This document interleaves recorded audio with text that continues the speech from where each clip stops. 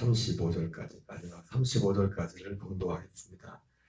그때 베드로가 나와 이르되 주여 형제가 내게 죄를 범하면 몇 번이나 용서하여 주리이까 7번까지 하오리까.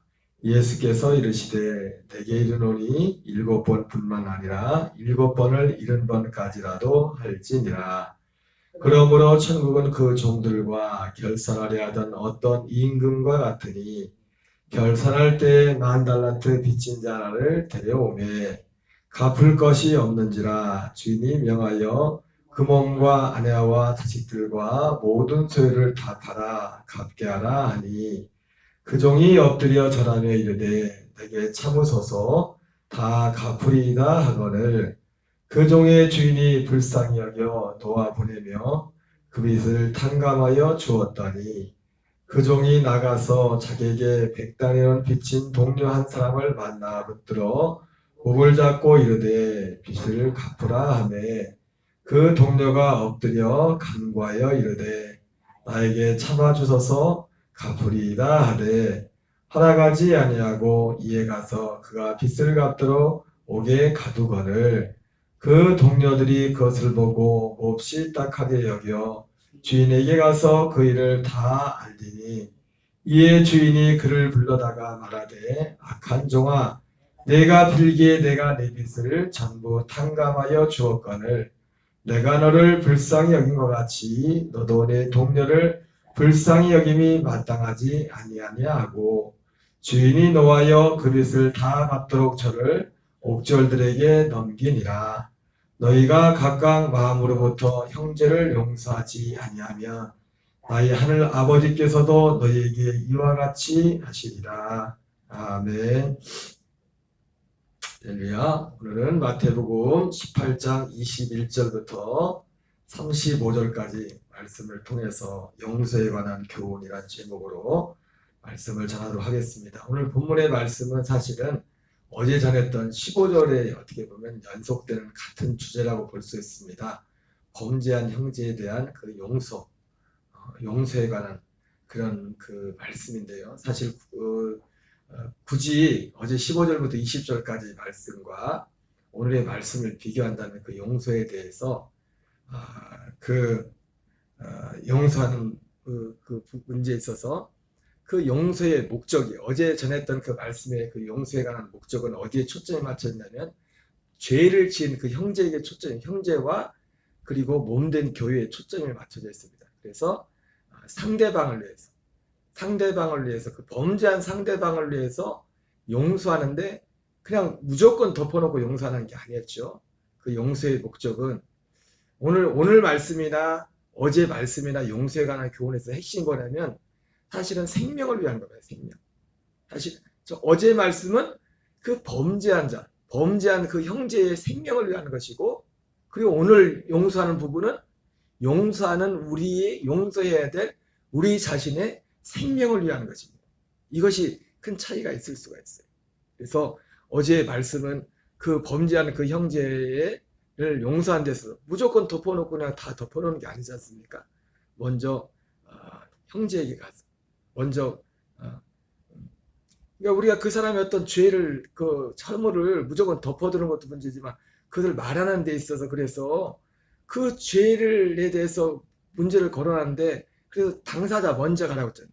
다른 사람 데리고 하지만 다른 사람한테도 말하지 말고 너만 알고 너만 먼저 가서 얘기하라. 왜냐면 그 목적이 그 사람의 죄를 까발리는 게 목적이 아니에요. 그 사람이 회개해서 생명으로 돌아오는 게 목적이기 때문에 목적 자체가 그 형제에 가서 그 죄에 대해서 잘못에 대해서 말하는 이유도 너 이렇게 잘못해도 나쁜 놈이다. 지금 이 얘기하려는 게 아니라 그 과정을 통해서 그로 하여금 다시 그 생명의 자리로 오게 하는 거죠. 그렇기 때문에 어떻게 하는 겁니까? 그것을 분명한 거예요. 제가 여기도 말했지만은 우리가 어떤 상대방에 대해서 어떤 얘기를 사실일지라도 그 허물을 얘기할 때 사랑이 없으면 말하지 말아라. 왜? 이 허물을 그 죄를 지적하는 목적이 뭐예요? 그 목적이 그 허물을 그냥 사람들한테 드러내는 게 목적이 아니라는 말이에요. 그 사람을 살리는 게 목적이란 말이에요. 그래서 기본적으로 그 사람이 어떤 사람이 범죄한 자에게 가서 이야기를 할 때는 그 사람을 살리기 위함입니다. 그 사람이 돌이키도록 본이 깨우치고 거기서 돌이키도록 해서 그 얘기를 하는 거예요. 그래서 예수님께서는 말씀하실 때 누가 죄를 범하면은 일단 너만 먼저 가서 권면해라. 그래도 듣지 않으면 두세 사람 데리고 와서. 그리고 이것은 어제 말씀 교회 공동체와도 관련된 것이었죠. 교회 안에서. 교회 밖의 문제는 또 다른 문제겠죠. 교회 밖의 사람들이 뭐 안 믿는 사람들이 나한테 뭐 죄를 찾고 잘못하면 뭐 여러 가지 경우가 있겠죠. 특히 교회 공동체 안에. 그래서 어제 말씀의 핵심은 뭐냐면 범죄한 그 상대방의 생명을 위해서 그 용서. 오늘 그 반면에 오늘 본문의 말씀은 용서해야 될 내 자신을 위해, 내 자신의 생명을 위해. 어제가 범죄한 그 형제를 위한 것이었다면, 그 교훈이었다면 오늘 용서에 관한 교훈은 바로 용서를 해야 될 나 자신의 생명을 위해서 주님이 용서하라는 것입니다. 오늘 21절에 보면 그때가 언제입니까? 어제 그 말씀에 이어서죠. 그때 이 용서에 관한 말씀을 듣고 베드로가 예수님께 나와서 주님, 형제가 내게 범죄를 하면 몇 번이나 용서하여 주니까 7번까지 하오리까 하면서 베드로가 예수님께 묻는 겁니다. 이스라엘은 우리가 성경을 가지고 있지만은 성경 말고도 성경 이상의 권위를 부여하는 것이 하나가 있는데 유대인들에게서는 그 중에 하나가 미드라시라는 겁니다. 미드라시는 성경의 뒷이야기라고 해서 소위 말하는 우리가 말하는 주석, 성경의 주석이란 성경의 구약성에 보면은 그런 표현이 있습니다. 이 말씀 어떤 성경의 기록하면서 이 이야기는 이 성경 외에 아무 개의 주석에도 기록되어 있더라. 그게 2번인가 3번인가 나옵니다. 그 주석을 미드라시라고 해요. 그러니까 어떤 성경에 기록된 내용이 우리가 가지고 있는 성경 말고도 그 성경에 보면은 성경에 그렇게 기록이 되어 있어요. 우리가 읽는 성경에 이 성경 말고 다른 어디에도 이것이 기록되어 있다. 거기에 그 어디가 주석이라고 해요. 주석이라는 표현. 우리가 주석. 그 주석을 미드라시라고 해요. 그래서 그 성경의 뒷이야기, 이 성경 전개에 기록되지 않은. 그래서 많은 유대인들은 이 미드라시를 성경 이상으로 신뢰하는 사람들이 있어요. 성경은 아니지만. 또 뭐가 있냐면 미시나가 있습니다. 미시나는 뭐냐면 우리가 소위 말하는 장로들의 전통, 장로들의 유전이에요. 예를 들어서 이게 쉽게 말하면 이 7번까지 하오리까 이것은 그런 배경에서 베드로가 이 율법을 덧붙여진, 그래서 이 미시나가 조항이 몇 개가 되냐면 60만 개가 된다. 60만 개. 어마어마하죠. 주어진 율법은 600 몇 개, 39, 20개 몇 개죠? 613가지인가 그렇죠? 모세의 통해서 이 613가지가 하나님 주어졌는데 이 장로들이 실행 세치기 쉽게 말해서 이 율법을 어떻게 지키느냐. 그래서 안식일을 지키는 데 있어서도 예를 들자면 안식일을 지킬 때 그냥 성경에는 안식일을 거룩히 지키라 했죠. 일하지 말라고 했죠. 근데 이 일하지 말라는 것도 그들이 어떤 기준을 써놨다. 그래서 안식일에 그럼 일하는 게 어떨까? 예를 들자면 안식일에는 일하는 뭐가 일하는 거냐? 일하지 말라고 했는데 예를 들자면 그런 겁니다. 안식일에는 계란 하나 무게 이상만큼은 들면 안 된다. 그러면 일하는 거다. 예를 들자면 그래요. 그랬는데 어느 날 그 엄마가 부모님이 아기를 데리고서 성전에 이제 안식일 지키라고 어디 가고 있는데 회당에 가고 있는데 애가 막 울어가지고 어떻게 했어요? 아기를 업었어. 아기가 계란보다 무겁죠, 그죠? 그래가지고 애가 막 울어가지고 아기를 업고서 회당에 가는 겁니다. 회당에 가는 거예요. 그러면 그게 일하는 거예요? 일 안 한 거예요? 이걸 가서 랍비들한테 물어보는 거예요. 장로들한테. 예. 이 우리 미시나에는 장로님들이 우리 율법이 아니죠. 율법에 붙여진 거예요. 장로들의 유전이라고, 장로들의 전통. 그래서 이거를 우리 전통에는 장로님들 가르치면은 계란 하나 들면은 그게 안식일을 범하는 것이라고 했는데, 내가 오늘 오다가 아기가 울어가지고 아기를 업었는데 아기는 계란보다 훨씬 무거운데 이게 안식일을 범한 겁니까? 이게 사람들이 모여서 회의를 하는 겁니다. 그래가지고 결론 내리기를. 예를 들자면 결론이 두 가지는 알 수 있겠죠. 안식일에 계란보다 더 큰 걸 들면 일한 것이기 때문에 아기를 업은 것도 일이다. 그렇게 결정하면 그게 하나의 법이 되는 겁니다. 법이 되는 거예요. 그렇게 해가지고 만든 법이 60만. 야, 613가지도 힘든데 그걸 시행세칙으로 하나하나 다 해놨어. 오늘 베드로가 이 용서에 대해서도 아마 내가 7번까지 하오니까 이것도 그런 미시나의 어떤 전통, 거기에서 최고로 용서할 수 있는 그것이 7번 용서하는 저 사람은 진짜 의미가 할 그런 어떤 사람. 그런데 이런 질문에 대해서 예수님의 답변이죠. 예수님의 답변 22절입니다. 시작.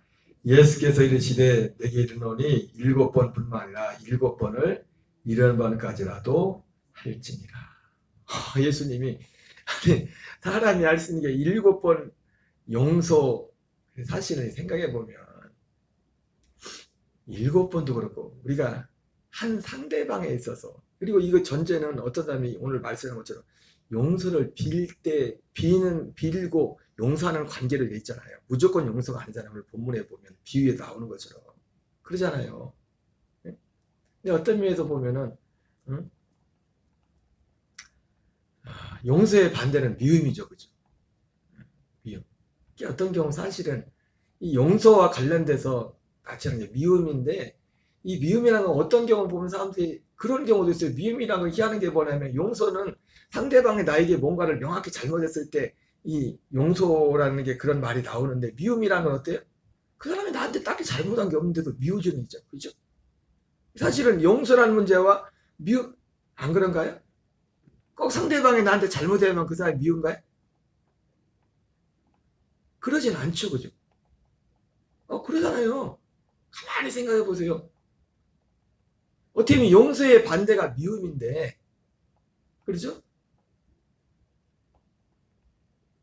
근데 용서라는 것은 철저히 어떤 면에서 보면 상대방이 나에게 뭔가 잘못한 걸 전제로 해가지고 그것을 용서를 한단 말이에요. 그리고 오늘 본문에 나오지만은 비유의 말씀이지만 용서할 때는 상대방이 나에게 와서 그 용서를 빌 때 용서하는 거라고요. 지금 내용을 보면 비유로 빗대어서 지금 예수님이 빗대어서 지금 말씀을 하시죠.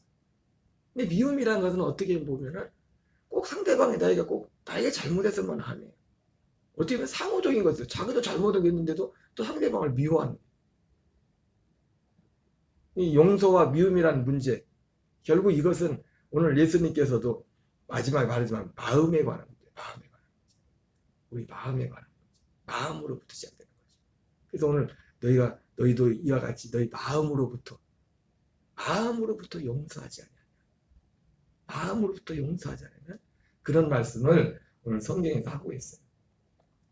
그리고 따져보면 사실은 한 개인하고 이런 관계에서 보면 7번씩이라도 용서할 일이 사실은 그런 관계들이 우리 삶에도 그렇게 흔치는 않죠. 한 사람하고 그 사람이 진짜 와서 용서를 빌 정도면 그 사람이 또 나한테 와서 뭐 계속 의도적으로 악한 일을 하겠습니까? 진짜 와 나한테 용서를 빌 그런 상황이 되면은 용서해야 될 걸, 용서를 빌어야 될 걸 용서를 안 빌고 그냥 마음을 굳어져서 문제지.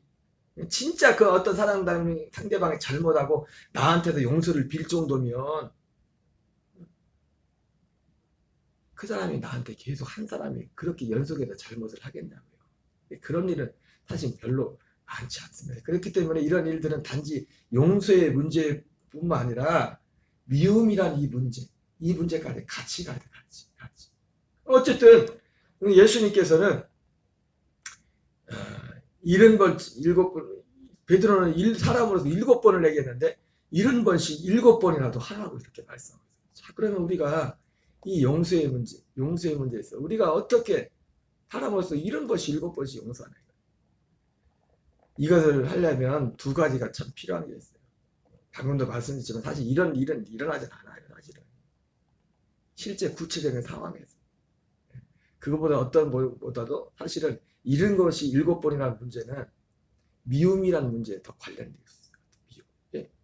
미움은 70번씩 7번이라고 했지만 내 미움이 한 사안을 두고도 내가 하루 계속 미움을 안 버리면 계속 미움이 막 계속 반복될 수 있지 않습니까? 그 문제가. 그래서 7번뿐만 아니라 7번을 70번까지라도 이렇게 하라고 말씀하고 있는데 오늘 그럼 우리가 어떻게 이 예수님의 이 말씀의 의도대로 우리가 용서하는 사람이 될 수 있는가? 첫 번째는 이 용서하는 문제, 이 미움의 문제가 얼마나 심각한 죄라는 것, 심각한 문제라는 것을 인식을 해야 돼. 예수님이 사실 오늘 말씀 속에서 이 용서에 관한 이 회개와 용서에 대해서 말씀한 이 주제에서 말씀하는 거 보면 여러분 우리는 사람들이 생각하기로 사람을 죽여야만 그게 큰 죄지 죄라고 생각하지 이 미움의 문제를 예수 믿으면서 오히려 당연하게 미워하는 것도 아무렇지 않게 내가 저게 했는데 막 이 미움이라는 문제가 미움이라는 죄가 얼마나 큰 죄인지를 모른다. 이 미움이라는 것이 얼마나 심각한 것이라는 것이 하나님의 생명 안에서 볼 때는 이거는 치명적인 겁니다. 생명 밖의 문제, 생명 밖의 문제. 생명 밖에 내가 미움이라는 문제를 계속 품고 있다는 것은 내가 그리스도의 생명 밖에 있다는 거예요. 생명 밖에. 그래서 이것이 얼마나 큰 문제인지 그리고 이 미움이라는 문제는 용서도 그렇지만은 혼자 상대방이 없이 혼자 미워할 수는 없죠. 누군가 상대방이 있는 거죠. 마태복음 5장 23절 24절에도 예수님께서 그런 말씀하지 않습니까? 내가 하나님 제단에 예물을 드리다가 혹시라도 형제하고 원망받을 일도 있지만 마음에 형제가 어떤 그런 마음이 있다면 그 제물 드리면 먼저 가서 그 문제부터 해결하고 하라. 그리고 난 다음에 예물 드리는 게 잘못됐다는 게 아니라 그리고 난 다음에 제단에 예물을 드리라 말씀. 그러니까 이 용서의 문제, 이 미움의 문제가 얼마나 심각한 것인지를 우리가 인식을 해요. 그리고 오늘 비유의 말씀대로 어떻게 합니까? 예수 믿는 사람들은 나는 1만 달란트 빚진 자입니다. 나는 그래봤자 내가 아무리 누군가 와서 용서를 비는데 나도 주님 앞에 용서를 받단 말이에요. 여러분 오늘 말씀에 나오지만 이 용서 비는 거는 용서는 그냥 무조건 용서해 주는 게 아니에요. 용서를 빌잖아요. 용서해달라고 이걸 해달라고. 이 상호 같이 가는 겁니다. 같이. 무조건 용서가 아니라 어떤 사안에 대해서. 예. 그것이 아까도 말했지만은 어제의 비유로 상대방을 사는 길. 그래서 여러분 예를 들어서 구약의 제사 중에서 속죄제하고 석권제가 있지 않잖아요. 석권제 같은 경우는 어떻게 합니까? 어떤 사람이 어떤 물질적인 어떤 피해를 입혔을 때 그걸 직접 갚으라고 왜? 무조건 용서가 안 해요. 왜 그래야 그 다음에 또 그런 짓을 안 한다. 그 사람을 살리기 위한 방법이에요. 무조건 갚을 돈이 없다면은 지금 능력이 없다면 가서 용서라도 구하고 내가 할 수 있는 그 상황을 얘기해야 된다. 예전에 그 이재철 목사님 새신자반 강의를 듣다 보니까 어떤 분이 그 목사님 강의를 듣고서 예전에 어떤 누구에게 손해를 끼쳤던 어떤 재정적인 손해를 끼쳤던 게 있었는데 그 속건제를 드려야 될 필요성을 알고 나서 근데 자기는 가진 게 아무것도 없는 거예요 지금. 그래서 가진 게 아무것도 없지만 그래서 목사님하고 상담했더니 그 사람을 찾아가라는 거예요. 찾아가서 용서를 빌고 또 지금 용서를 빌는 것뿐만 아니라 자기가 이제 어느 상황이 되면 이걸 갚겠다는 걸 약속도 하면서 근데 그 사람에 가려면 어떤 수모를 당할지 모르잖아요. 그죠? 그래도 가라는 거예요. 그게 속건제라는 거예요. 왜? 그렇게 해야 다음에 또 그런 죄를 짓지 않는다.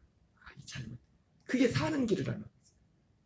그래서 어제의 말씀 같은 경우도 형제가 죄를 범했을 때 무조건 용서하라는 게 아니라 가서 먼저 말하고 이렇게 하라는 이유가 뭐냐면 그 사람을 살리기 위한 거예요.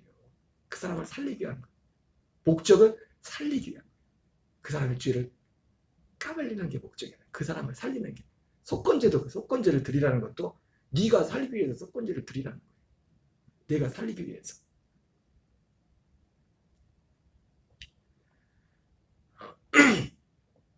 그래서 오늘 이 말씀에도 우리가 이 주님이 말씀하신 7번씩 70번씩이라고 해라. 이걸 단지 문자적으로 해라면 안 되죠. 무조건 이 상황에서 제한이 없다는 거죠. 계속 용서에 대해서. 이런 일도 우리에게 벌어질 일이 없어요. 어떤 한 상대방에서 7번도 사실은 그런 상황에서 용서할 상황이 안 벌어질 텐데 7번씩 70번이라는 것은 이것은 어떤 면에서 보면 어떤 나가면은 한 상대방 1대1과의 관계뿐만 아니라 우리가 만나는 여러 많은 경우 그 모든 경우까지도 헤아린 겁니다. 단지 한 사람과의 관계가 아니라 우리가 만나는 모든 사람들과의 관계 가운데서 어떤 특정한 사람에만 용서하는 게 아니라 모든 그런 용서의 문제를 말씀하고 있다고 우리가 볼 수 있습니다. 그래서 우리가 주님의 이 말씀의 이 의미를 순종하려면 이 미움, 용서하지 않는 죄가 얼마나 큰 죄인가. 그 자체로서도 심각하고 하나님 볼 때, 그리고 주님이 우리를 용서하는 그것에 비해서 볼 때, 거기에 비춰볼 때도 1만 달란트 빚졌던 사람이 100대나를 빚지는 역사를 잡고서 감옥에 처나가는 그런 격이라면 이것이 얼마나 심각한 죄인가에 대해서 가르치고 있어요. 그러나 한 걸음 더 나가서 우리가 주님의 이 말씀을 순종하려면 한 가지 중요한 게 있어요.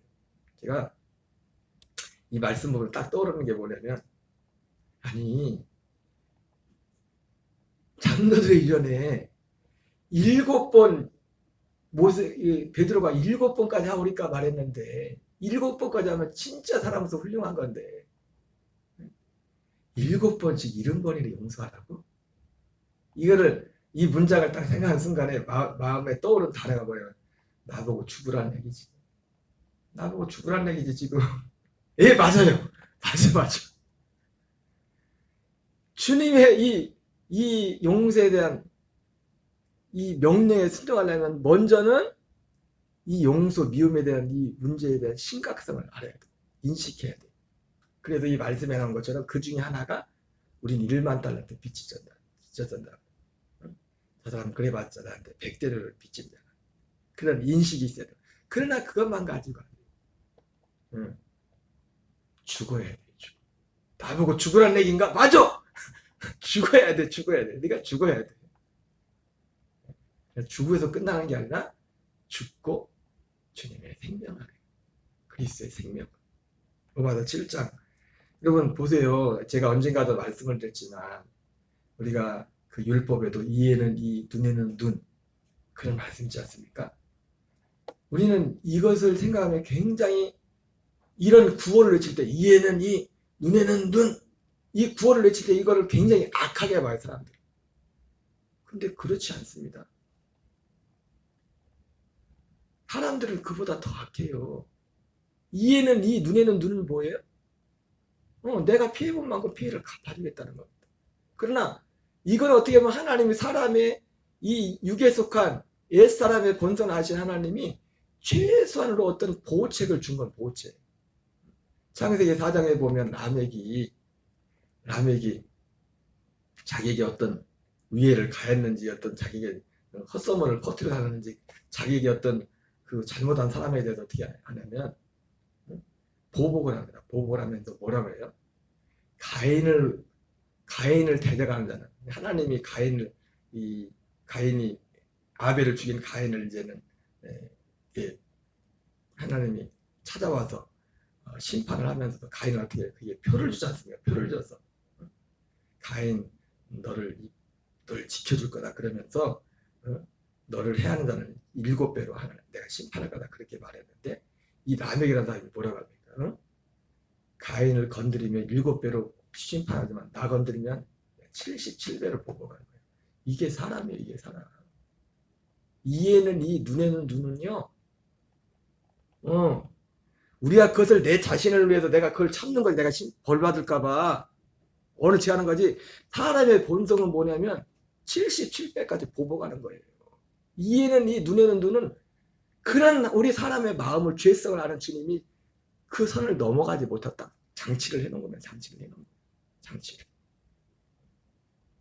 그런 우리가 어떻게 우리는 77배를 보복해야 되는데 뭐 반대로 77번씩 70번을 용서를 합니까? 안 되죠. 죽어야 돼, 죽어야 돼. 죽으란 얘기다 보고. 아니, 나보고 죽으란 얘기죠. 이게 뭔 예수님 나한테 그런 말씀하세요. 그래, 맞다. 죽는 거다. 죽어서도 안 돼. 죽음만 가지고는 안 돼. 로마서 7장 4절에 예수 그리스도로 말미암아 율법에 대해 죽임을 당한 거예요. 이는 이제 우리가 다른 이곳 죽은 자 가운데서 살아나신 에 가서 하나님을 위한 열매가 되게 합니다. 우리 살아있는 자가 항상 우리를 죽음에 넘겨줘.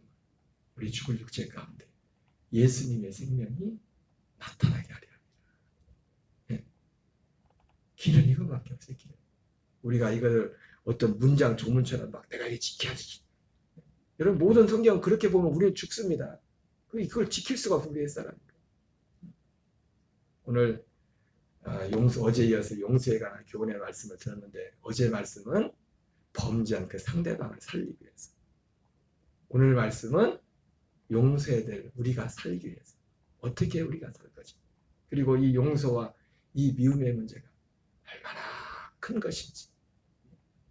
사실 따지고 보면 지나가고 보면 십자가에 넘겨버리고 내가 죽어버리면 사실 아무것도 아닌 건데 아무것도 아닌 건데 거기에 딱 매이는 순간은 모든 것이 묶이는 거예요. 모든 것이 묶이는 거예요. 오늘 예수님은 오늘 말씀 어제는 범죄한 자를 위해서 말씀했지만 오늘의 말씀은 그 범죄한 형제를 용서해야 돼. 내가 살기 위해서 마음으로부터 용서하는 자가 된다. 어떻게 용서하는 자가 될 수 있을까? 그래서 우리에게 말씀해주고 있습니다. 우리 주기도문으로 마치겠습니다. 하늘에 계신 우리 아버지여 이름이 거룩히 여김을 받으시오며